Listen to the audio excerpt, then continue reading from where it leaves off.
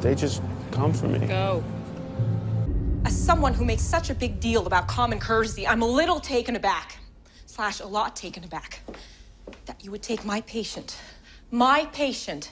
out of the hospital without my permission. But back. Shut up. Stop talking.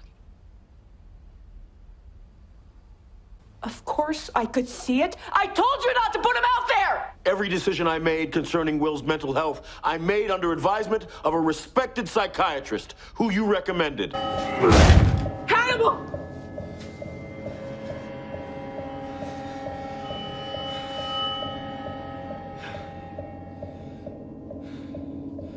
Where's Jack? In the pantry.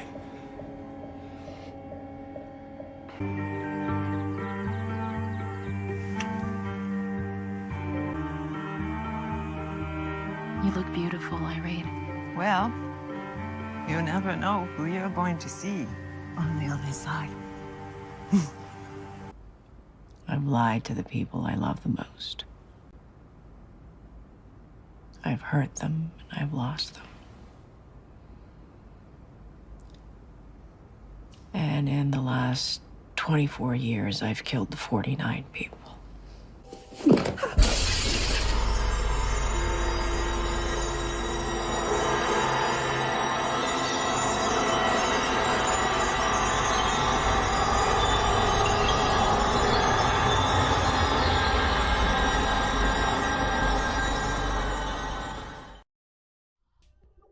Welcome everyone to Dead Talk Live. I'm your host Viz, and Carol, we have an echo. I want to welcome our very special guest tonight, Carolyn Dhavernas, who we all know as Dr. Alana Bloom from Hannibal, also the star of Mary Kills People. Carolyn, thank you so much for being here with us tonight. How are you doing? I'm great. Thank you. Thank you for having me. Absolutely. It is our pleasure. And just like we were discussing before the show, it's been 5 years since Hannibal aired its final episode. Does it still surprise you that deep, loyal fan base that the show has created? And do you still have people approaching you on the streets and recognizing you as Dr. Alana Bloom?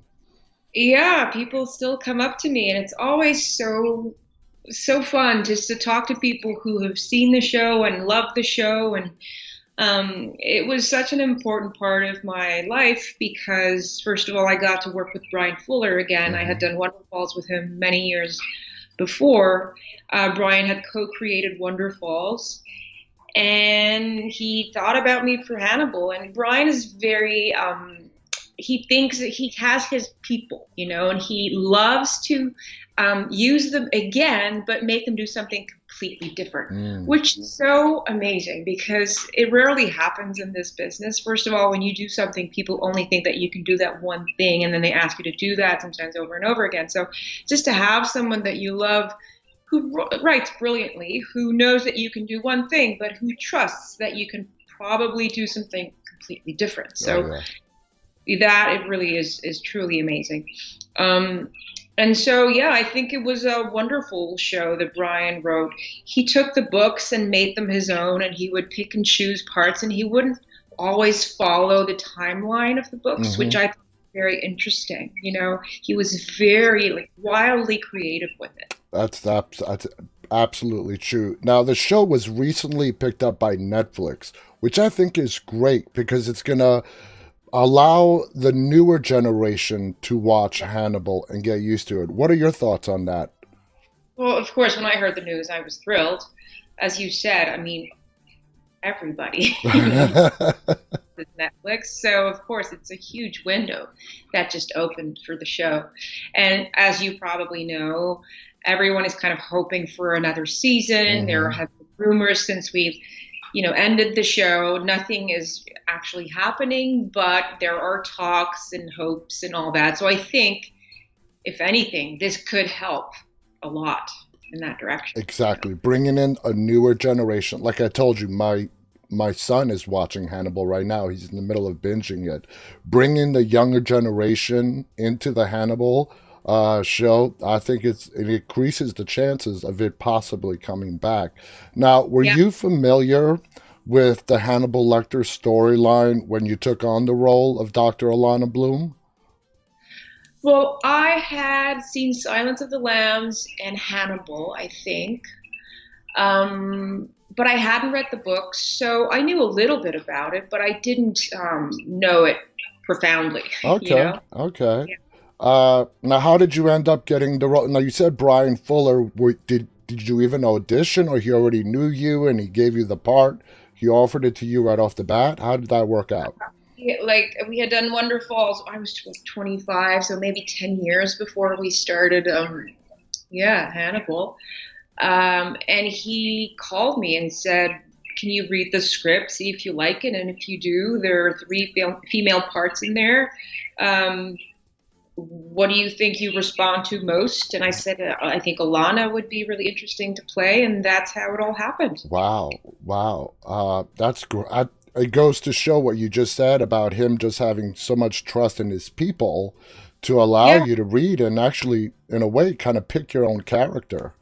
Exactly. And also, he was kind of brave to choose me because I know that apparently that's what people seem to say to me. I look younger than my age, perhaps, which I'm not bragging about. It's just in the business, it could be a little complicated because you're ready to play something in your life, whatever. You have kids, you have gone through the turning passage. But if people still see you as younger, sometimes it can be a little frustrating or it can be really amazing. Yeah. As age, the more you age, the more you want to be seen as still a little younger than what you can play. So, but to play a shrink, and not just a shrink, I mean, she is amazing in her field and very well respected. She's been around for a long time. And so he was kind of brave to choose someone who was in her mid-30s. I think it's completely possible. I know people who have, been brilliant in their field and who were young, and so it is possible. But sometimes we have a certain idea of what someone doing this type of work should look like and feel like, and so I think he went a bit against what everyone has in mind. And I think that was great. Now, to call Hannibal a dark show would be a huge understatement. How did you feel on taking on the role, reading the scripts, the initial scripts, knowing how dark of a show this was going to be? I remember when I moved to Toronto to shoot the show, I was reading a lot about the FBI and how they all started the behavioral unit in the 80s, and it was quite depressing to read. And when you read only that, the Hannibal books and the scripts that we were shooting, it became quite dark to deal with. And I was alone in Toronto in this little apartment, and I didn't really know anybody. And all of a sudden, I was sure that they were everywhere around me when I was walking on the street, those colors. So at some point I went, okay, I think I've prepared enough. Now I'm going to start reading and seeing other types of movies and just allowing, I think the character has sunk in and I'll be fine. So, it had dark, I guess, times, but also we laughed a lot on the show, as you always do when you're shooting, and you have these fake dead bodies that you can poke, and, it's a lot of fun as well. But, the sets that we were most of the time shooting and were quite dark, and they had an effect on me, on my mood sometimes, for sure. Yeah, absolutely. To me, when I was watching the show live on NBC, I was really taken back on how graphic some of the scenes were. Not for cable TV. This was on NBC on prime time, and it was some really dark stuff. They do a lot that I never thought that we could get away with for network television. It's quite impressive. It is. It's come a long way. Now, in the book, the Red Dragon book, your character was a man. It was a man, Alan Bloom. What do you think about the idea of switching the character to Alana Bloom and into a female character? I think it was brilliant, and I think Brian was very smart to do that because he didn't, and I remember him telling me this, he didn't want the only female characters to be the victims. Yeah. And I think that would have been a huge mistake. I agree. And, Yeah, I think it was interesting to have a woman be the voice who talks to Jack and Hannibal and tries to reason them sometimes, telling them over and over again, Will is fragile. Don't let him get too close. And no one listens because they're all obsessed about using this tool that he is, incredible tool to find the killers.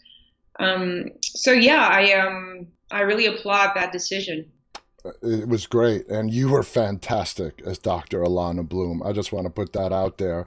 Now, how do you think your character felt helping Hannibal institutionalize Will? Heartbroken, because she was slowly falling for Will. She knew she wasn't supposed to, and that's what I like about her. She's smart. She is brilliant in her field, but she has this attraction.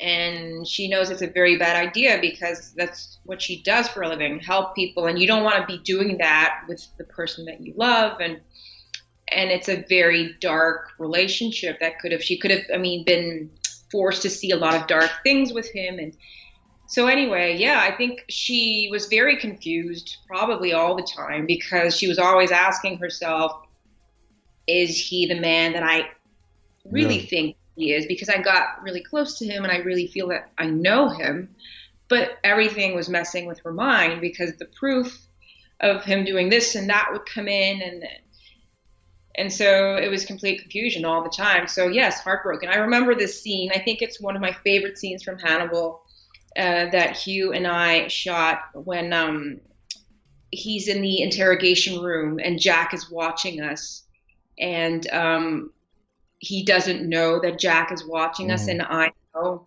and he talks about his romantic overtures, and it was such a beautiful scene where we couldn't say what we wanted to say to each other, but it was all kind of underneath what could have been and never will be. It was a beautiful scene. It was a beautiful scene. Now, it's never really clearly explained to us in the TV series, and you sort of kind of touched on it. Some people are split because, like I said, it's not explained. Did Dr. Bloom and Will have a romantic relationship at any point? That we did not get to see on the screen.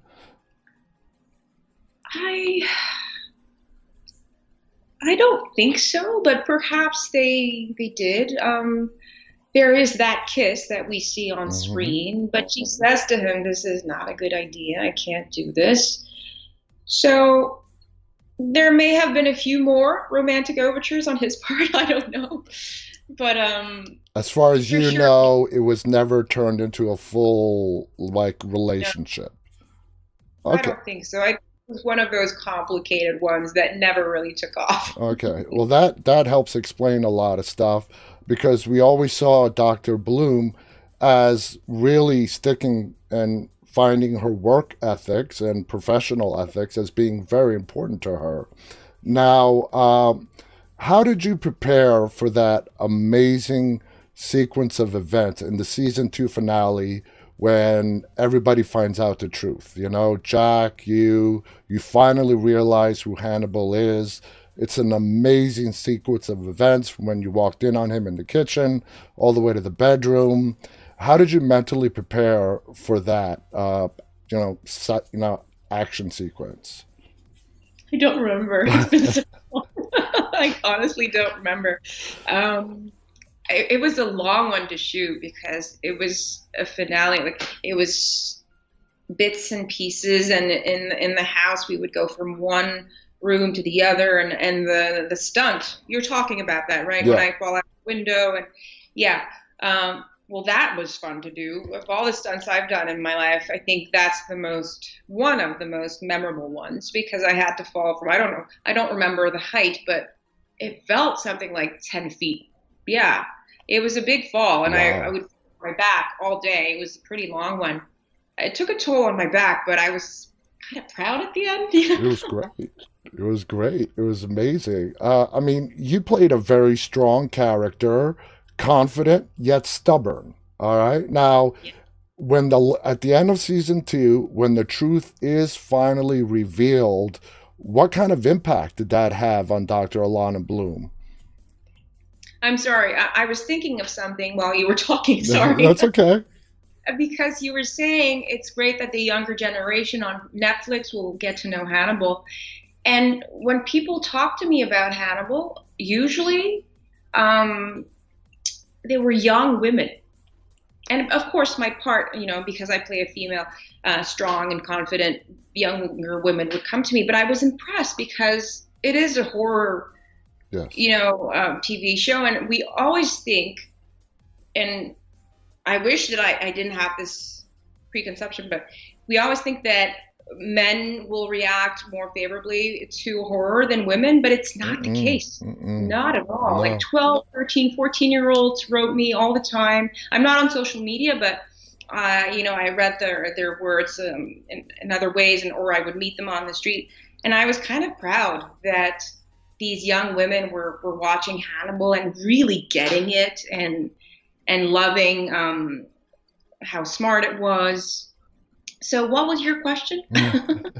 You were a strong, confident, but yet stubborn character. When the light bulb finally went on at the end of season 2, now we know how your character transitioned in season 3, and we're going to get to that in a little bit. But what did that impact? What was that impact on Dr. Alana Bloom when she finally realizes that she has been completely duped by Hannibal Lecter? Well, she's been in bed with the devil, basically. I mean, you got to feel dirty after that. Whoa, I can't imagine the feeling. You probably want to take a very long shower after hearing that news. But just being so confident in your judgment of other people, did that completely shatter that confidence? Yeah, she probably doubted herself very strongly after that. And probably wanted a big change in her life because she got it all wrong. Yeah. And we see that in season 3, which we'll get to here in a little bit. Now, the show bringing back the character of Abigail Hobbs shocked the entire audience, including myself. Now, did the cast know right up front that Casey Roll was going to be coming back to reprise her role as Abigail, or did they keep you guys in the dark to maintain some level of authenticity? I love Brian to death, and I'm going to say this. Most of the time, we had no idea what was coming. Even sometimes we got the script pretty late. So, no, most of the time I, anyway, didn't always know what was coming. We did, though, have amazing conversations with Brian when we received the scripts. He was very open about our ideas, or when we weren't sure about something, we could write him and say, you know what, I think this could be a little different, or this would make more sense to me. And he, most of the time, would either say, yeah, of course, I'll think of something, or use an idea that we had. His ego, isn't too thick that way. He really lets people in. Okay. Well, that makes sense. And I think I hear it a lot from different actors on TV shows. The writers and the producers like to keep the other cast members in the dark to maintain like a level of authenticity when the reveal does happen. Now let's go to season 3. In season 3, we see a whole new Alana Bloom. Obviously, the events of what happened the previous season deeply impacted you. You grew cold, cynical, and some might even say a little bit evil to some of the stuff that you did. Did it all change for you that night when Abigail pushed you out that window? Probably, yes. It's funny because even the way that she dresses in season 3 with the suits, it's really almost like Alana's becoming Hannibal in a way, or she has that power now over him, or trying to anyway. I don't think she ever truly will because he's very manipulative. Oh, yeah. But yeah, there's something more cynical, I suppose, or where she protects herself more. She let herself be vulnerable before, and now She's protecting herself a lot more. She has this guard now. Yeah, this emotional blockade, that, it makes you, in the first 2 seasons, I would say your character is sort of wears your heart on your sleeve. You can tell how you're feeling. In season 3, that completely changes. Now, let's touch upon that evil part of you that sort of emerges in season 3. Do you feel the writers took it a little too far with the deal Alana strikes with Mason Verger to see Hannibal, tortured? Do you think the writers took it a little bit too far to the dark side with that?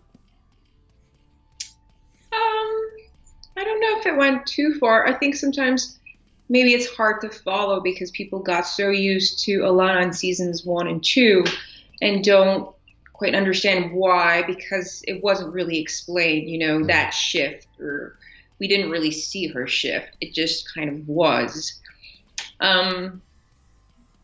So I think she was still good inside. She was just trying to put on a show sometimes as well, to manipulate in order to bring justice back somehow. That's true. Yeah, I could totally see that. Do you see that character transition in your character from season 2 to 3? Do you think that's like a win for Hannibal, since we see throughout his whole time on the show, his main objective is to take his patients and turn him over to the dark side, for lack of a better term. And he did that with you, not directly, but indirectly. You're right. She's not a happy ending in any way. She has gone to the other side a little bit. Hannibal is a bit like an opera. There's something very tragic. Yeah, funny. And I didn't see the humor as much until we went to LA to this TV festival. And we saw the last episode of, I don't remember what season it was, but oh yeah, it was Hannibal and Jack is in the pantry, and it was the end of season 2. Season 2.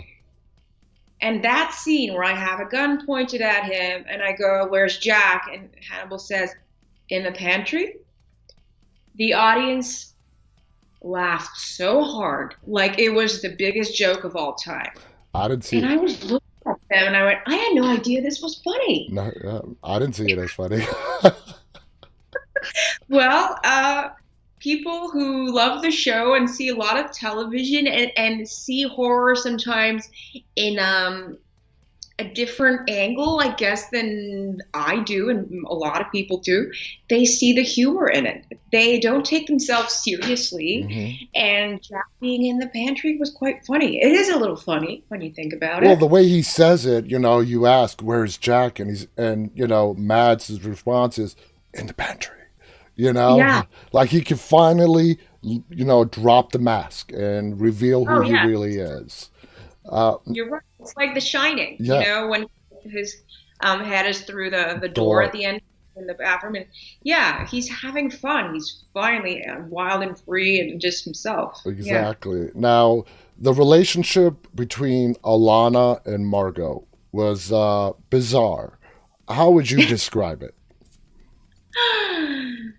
It was bizarre. I mean, you end up, you end up being the surrogate for Mason's child, and you and Margot, the last time we see you guys, is leaving in a helicopter, running for your lives, and she gives birth to a pig baby. Let's talk about that for a minute. Oh, God. Yeah.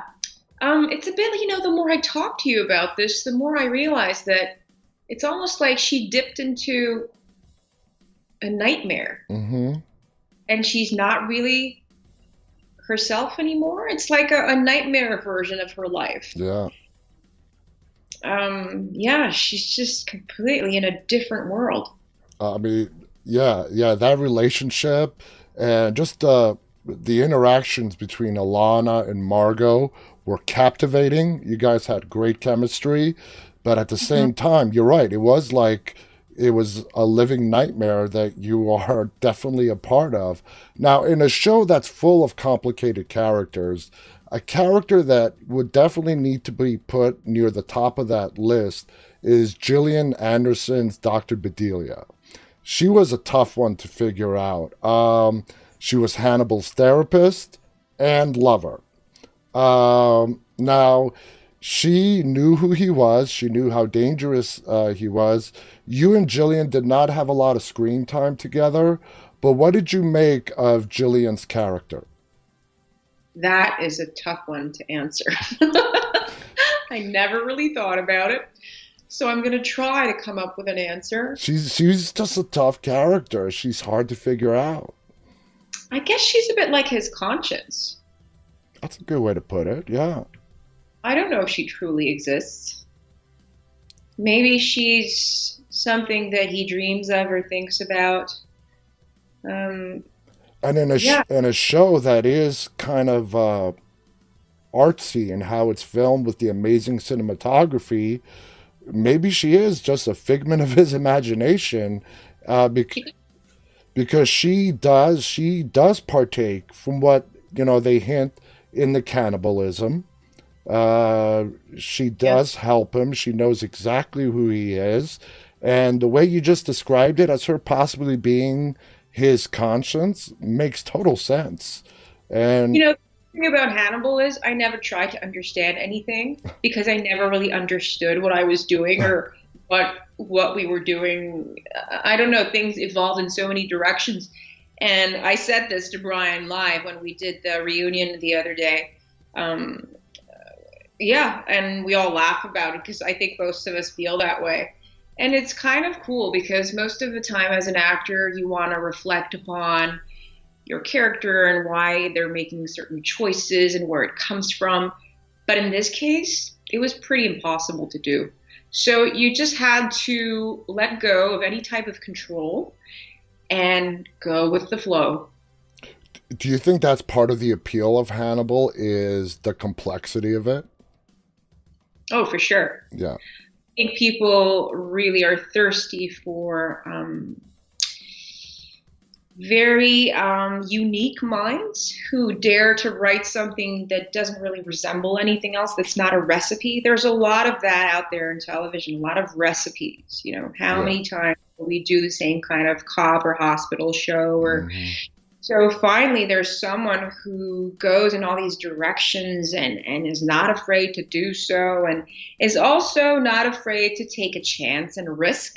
And sometimes it doesn't exactly pan out or work out, and sometimes it's fantastic and brilliant. So I think that's what creation is about. You have to let yourself go in different directions, and sometimes know that it won't be spot on, but at least you're doing something where you trust other people to be intelligent and get it, even though it's not all kind of pre-chewed and easy to swallow, Oh yeah, definitely. You had amazing on-screen chemistry with both Hugh Dancy and Mads, both great actors. I mean, one thing about Hannibal, what a great cast. Laurence, Hugh, Gillian, Matt. I mean, it could go on and on and on. Now, in regards to Mads and Hugh, were their acting methods similar, or are they two completely different ways when you had scenes with them? Two different actors. I mean, well, obviously they're two different actors, but two different methodologies on how they did their craft. No, I think we all kind of worked in the same way. Mads and Hugh had worked together before, and they really got along and were so happy to be working together. So the atmosphere was quite easy that way. I had never worked with Mads before, and I had seen his Danish films. I was such a fan of his, and when I heard that I was going to work with him, I was pinching myself. I could not believe it. And just to see him work and be so passionate, he's a bit like a 5-year-old who gets to play every day. That's how he approaches his work, yet he's very serious about it. And what I love about watching him work is that sometimes you see the thoughts go by. That's really hard to do. you can say lines and feel natural and it feels true and live all these emotions, but to see thoughts go by in someone's eyes. And I said that to him once, and he was like, "Oh, most of the time I'm just trying to remember what my other line's going to be," but I don't completely believe it, perhaps sometimes, as we all were. But yeah, he's just fascinating to watch and be around because he's really happy to be working.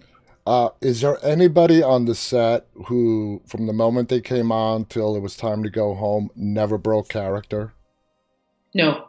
Okay. That's really rare. Like we like to talk about that type of actor, but I've rarely met them. Okay. Maybe once. The only thing I could think about is someone who doesn't break their accent that they're using for a show, because it's really hard to go from your accent to another accent and then back. And have not one of them, but your character's accent be a little broken up. So that's pretty much what I've seen. But sometimes I guess it happens and you don't notice it. Someone will be a little more on the edge because their character is angry that day, or that happens. Sometimes you bring your character home a little bit just because you had a really emotional day at work, or you were crying all day and you feel a little numb after. But sometimes a big day of emotional scenes, when they went well, give you a big high because you feel proud and all these emotions came out, and it's a bit like a catharsis. So it depends really on what you're shooting, and if you're loving the people that you're working with, if you feel creatively satisfied. Oh, absolutely. Now, in your opinion, is the character of Hannibal capable of love? And if so, was he in love, not in a romantic way, but was he in love with Will, or just fascinated, obsessed with him?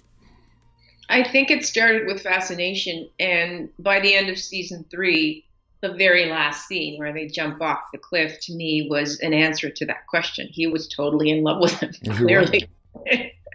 Probably one of the best bromances on TV. Yeah, exactly, because nothing was said. It was like you have the tone and the undertone and the under, like they were way in the depths of the bromance, you know? So, yeah, I mean, I didn't quite see it coming for some reason. I guess it was quite clear when you think about it. Yeah. So which one of your fellow castmates that you got to work with on Hannibal were you, like, really impressed with their work ethic? Like, really, like, wow, you know, they know how to do their shit. I guess both Hugh and Mass in the same way. They also are, or seem to be, actors who aren't too hard on themselves because you see, you know, sometimes a take is better than the other one, and sometimes people beat themselves over the head with what they would prefer to be doing. And so I saw them go through all sorts of situations, and I really felt like they trusted themselves and felt confident. And that, I think, is beautiful. Yeah, they have as I was saying, very similar ways of working, I find. So, I mean, the role of Hannibal Lecter was really brought to life by Anthony Hopkins in the movies, okay? And I know personally for myself, when I found out that they were making a TV show with Hannibal, I'm like, I can't see anybody playing the role of Hannibal besides Anthony. But Mads quickly squashed that. He was absolutely amazing. And I mean, do you give credit to Brian for like just seeing that in Mads and picking him for the role? Completely. I think we can give Brian credit for the writing also, which was quite different than what Anthony Hopkins had to say and play. But yeah, it was a lot of pressure probably for everybody.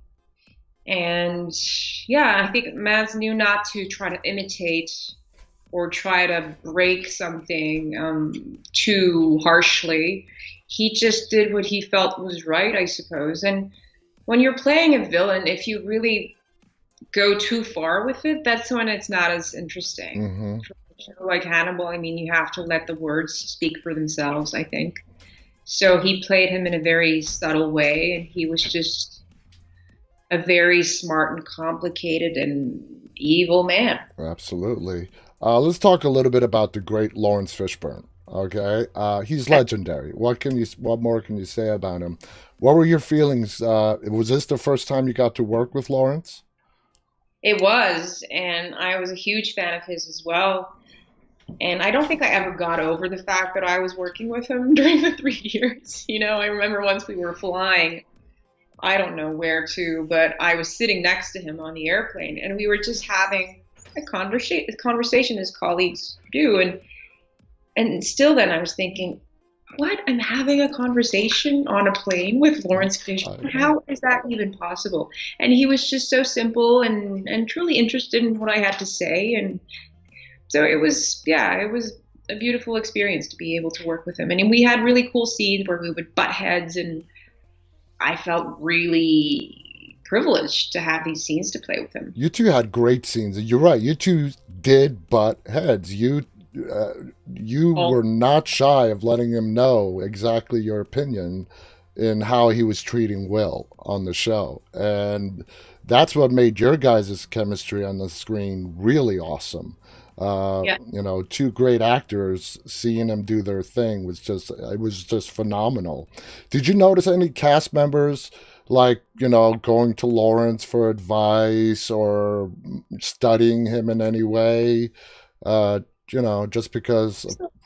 When you work with someone that you admire, most of the time you just try to do your own thing and do your best and just be an equal to them in any way that you can. I don't remember that happening. Okay, that's cool. Now, who was the person that kept the show light in between takes? Who was like the jokester, if there was a jokester? Somebody who really, or a group of people that kept the set light in such a dark show? Well, there was that trio with Scott Thompson, you know, the three in the lab, and they were the comic relief of the show. So, of course, the jokes were flying there.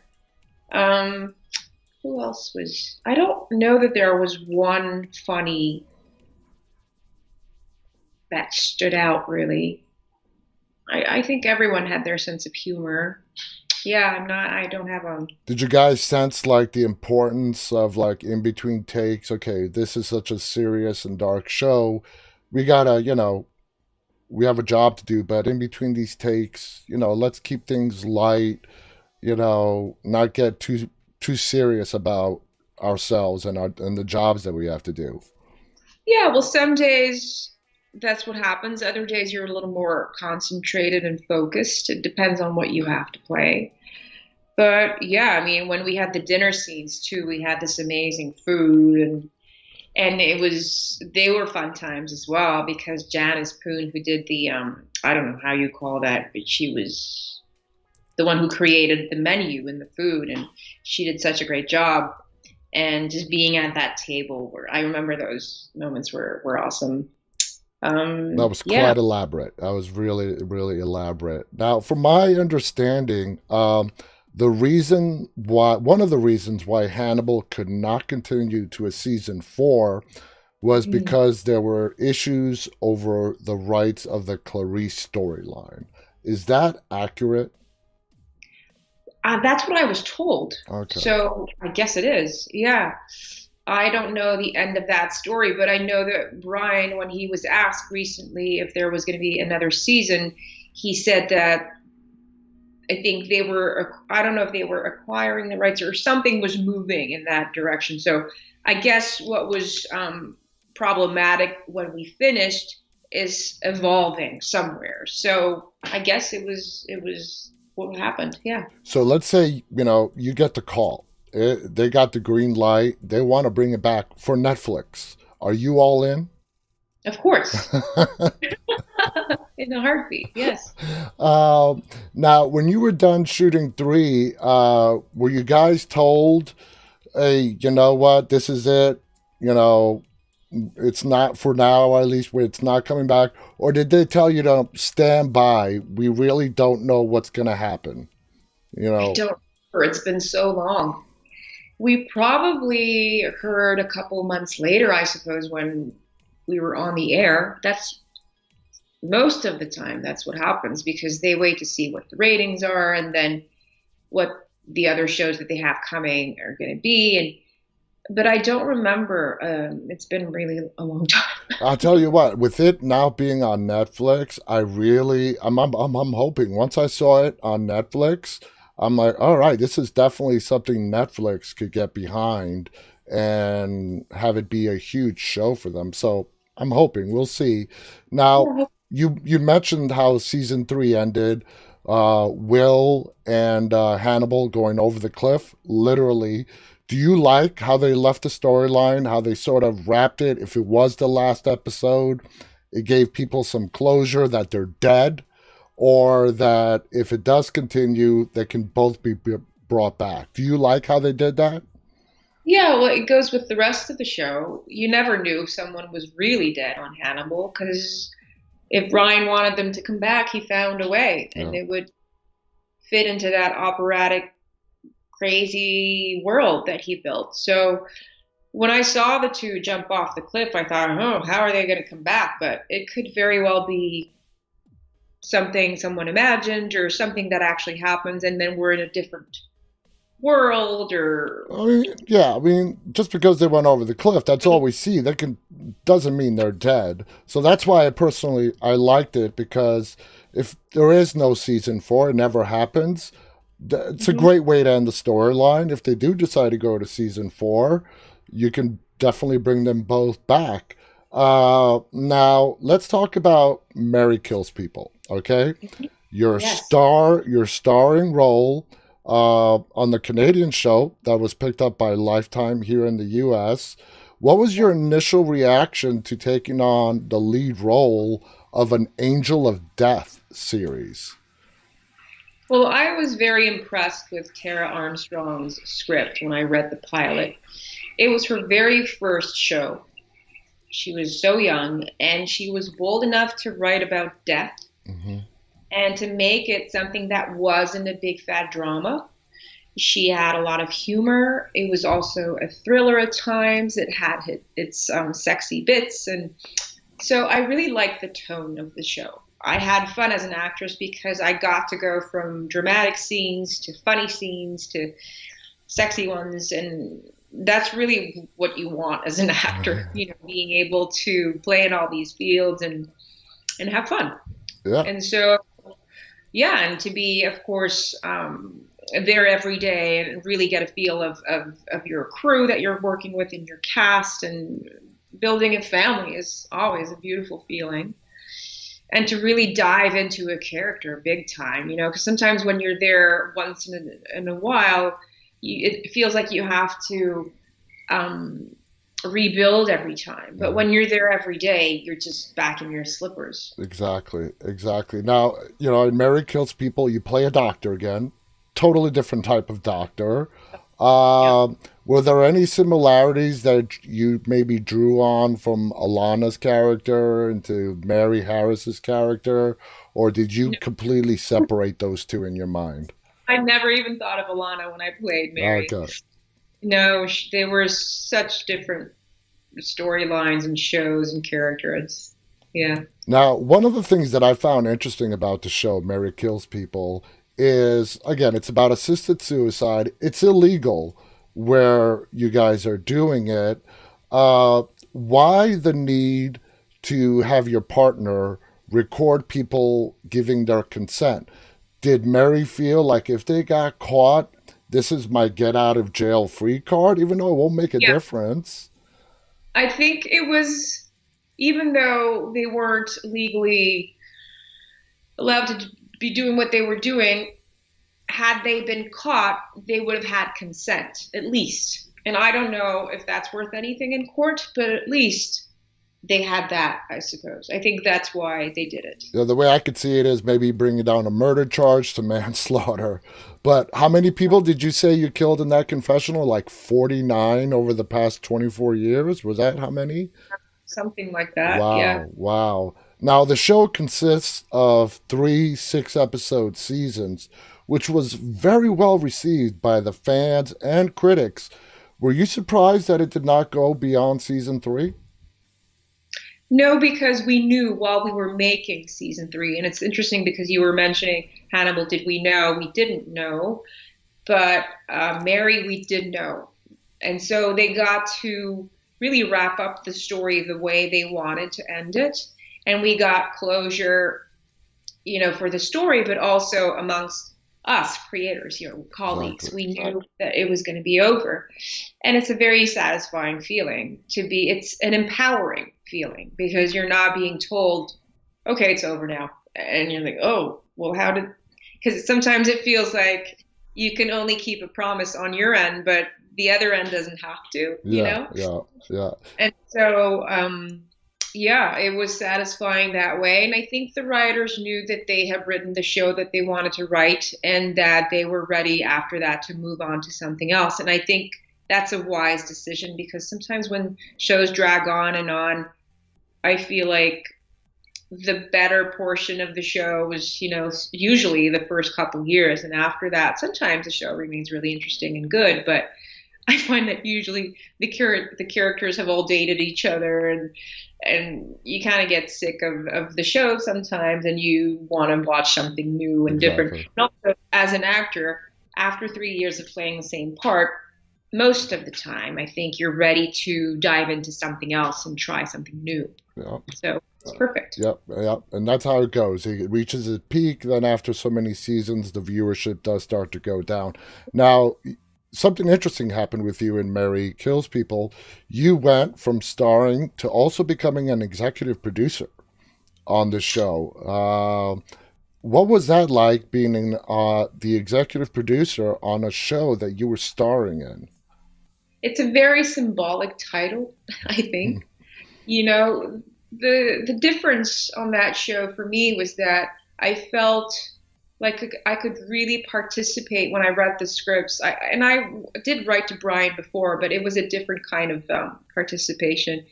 And I could write, when I read the scripts, Tara or the other writers, and really kind of get into the structure sometimes or the details of the scenes and really speak my mind. Okay. So I think that was more of what this title meant for my participation. Moving forward in your career, is producing something you want to look more into? Perhaps, yes. I don't really know what's ahead of me right now. I just did a French-Canadian TV show, and I'm back now with reading scripts and not really knowing what's ahead. And I've been thinking about that lately. I don't have an idea yet, but I would love to start a project from scratch and maybe find something that I want to play. I've always been shy that way because you don't really have control over what you're going to play. So I rarely feel allowed to dream about something very specific. It's a question that really comes back almost every time I do an interview is what kind of role do you want to play next? What have you always dreamt of playing? And I never really know what to say because I don't let myself go there. Yeah. So I would like to let myself go there and imagine something and see if I can make it happen, perhaps. We'll see. That sounds great. Now, season 3 of Mary Kills People has not been released to us here in the U.S. Do you know why? Are we ever going to get to see season 3 of Mary Kills People here in the United States?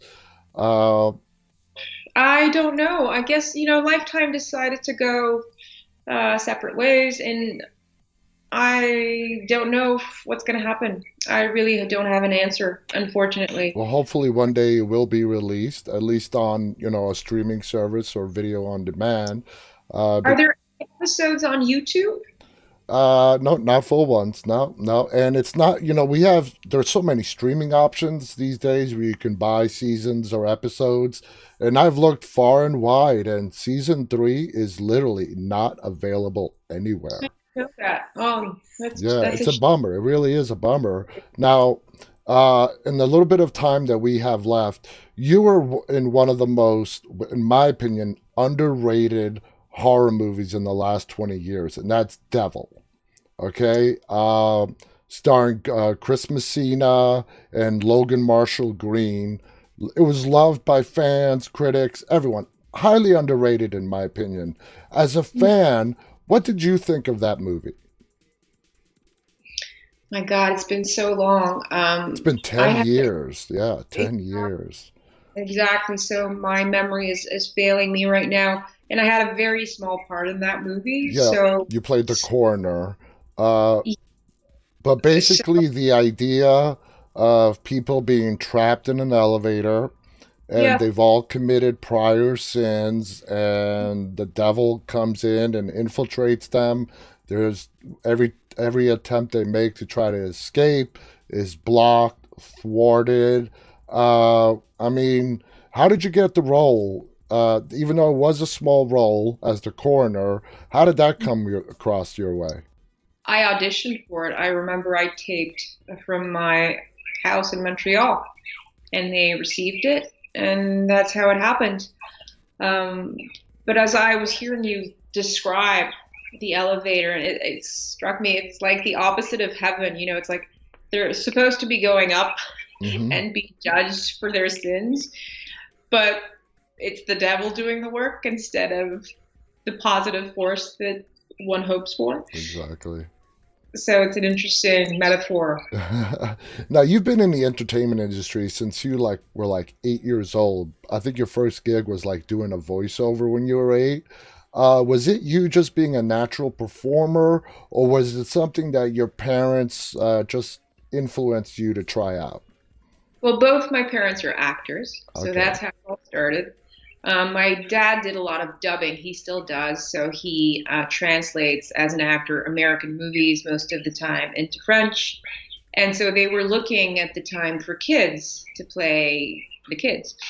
And so I started dubbing. And eventually I joined my parents' agency for on camera stuff. And when I was 11, I did my first TV show and film short after. And that's when I really fell in love with my job. And so I can't really say that my parents pushed me into it. I don't think that I would have asked to do it when I was 8, the dubbing, but after that, I was certainly the one saying, I want to do more. And if you, because my parents were saying, you know, you're starting high school, we have to be careful so that you really put your studies first. And I remember saying to my mom, I wasn't serious, but I said to her, if you don't let me work as an actress, I'm going to run away from home. And then she laughed and she said, okay, you truly want to do this. We're going to make it happen. And it was perfect because I got to go to high school and I wasn't taken away from school. I didn't do anything from home, but I did skip a lot of days and I would get help from the teachers, but I still had a life at school, which I think is so important for teenagers. Hmm. I had my group of friends, the 14 of us, we did everything together.